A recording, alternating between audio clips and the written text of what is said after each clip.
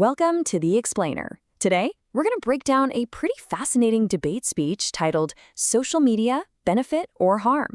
Now, the speaker here takes a very firm stance, arguing that social media ultimately causes way more harm than good.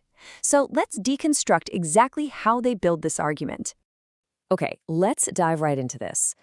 Instead of starting with some dry statistic, the speaker does something really clever. They challenge that famous kind of utopian idea that social media has turned the world into a so-called global village. And they do this by firing off a series of rapid rhetorical questions. The first one hits really hard. In this global village, is love growing or is it hate?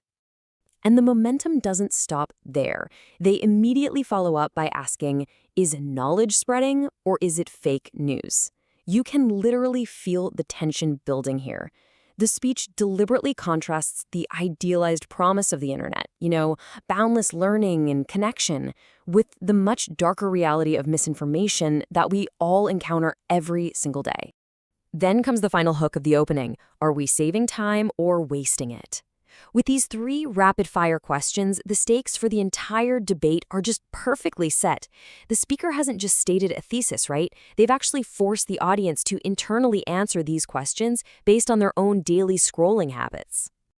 Section 1. The Global Village Paradox. Section 2. The Mobile Screen Captivity. And this brilliantly illustrates the heavy cost of that screen captivity. We clearly see the mechanism of distraction here, just endlessly, passively watching reels and short videos. But the argument goes way beyond just lost minutes, actually. It points to very real casualties. The speech claims this digital addiction directly degrades a person's education, their physical health, and even their family relationships. It's like our giant vacuum for our priorities. Section 3. The Speed of Rumors. Now, the speaker shifts gears from personal time loss to outright societal chaos, breaking down the exact anatomy of a rumor. Think about it. Wrong news breaks. In literally minutes, it reaches millions of people. The result? Instant fear, widespread hate, and deep societal misunderstanding. It's like wildfire. The platforms are essentially weaponized to spread panic way before the truth can even tie its shoes. Section 4. Impact on mental health. Now, what's really interesting about this next point is how the speaker directly connects what we see online with how we actually feel. Our feeds are constantly flooded with this artificial, show-off lifestyle. The speaker argues that constantly viewing this highly curated, completely fake reality breeds a massive inferiority complex and just persistent stress, especially among the youth. It's a huge internal toll. Of course, at this point in any good debate, you have to anticipate the counter-arguments, and our source does exactly that. The speaker openly concedes that, sure, the opposing side will highlight social media as an excellent tool for education, for business, and for staying connected. They absolutely don't deny those facts.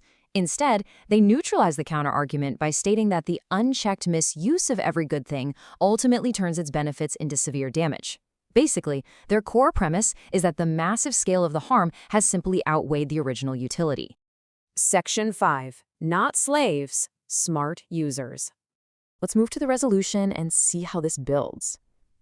As the speech wraps up, it issues a really strong call to action, offering 3 practical steps to become a smart user rather than a prisoner to the tech.